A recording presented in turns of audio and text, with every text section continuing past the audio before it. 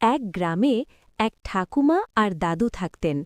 তারা খুব গরিব ছিলেন, কিন্তু একে অপরকে খুব ভালোবাসতেন। একদিন তারা ভাবলেন, আমরা একটা জমিতে চাষ করব, হয়তো আমাদের দিন একটু ভালো কাটবে। তাই তারা অনেক কষ্ট করে সেই জমি চাষ করলেন। কিছুদিন পর সেই জমিতে খুব সুন্দর সোনালি ধান ফলল। ধানগুলো দেখে তাদের মন ভরে গেল। কিন্তু হঠাৎ একদিন ভয়ঙ্কর শিলাবৃষ্টি শুরু হল।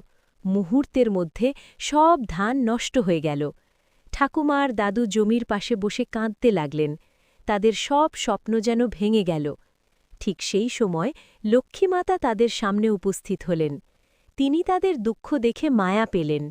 তিনি আশীর্বাদ করলেন, আর মুহূর্তের মধ্যে সেই নষ্ট হয়ে যাওয়া জমি আবার সোনালি ধানে ভরে উঠল। ঠাকুমা আর দাদু খুব খুশি হলেন। এমন আরও সুন্দর সুন্দর ভিডিও দেখতে আমাদের চ্যানেলটি লাইক, শেয়ার ও সাবস্ক্রাইব করে পাশে থাকুন।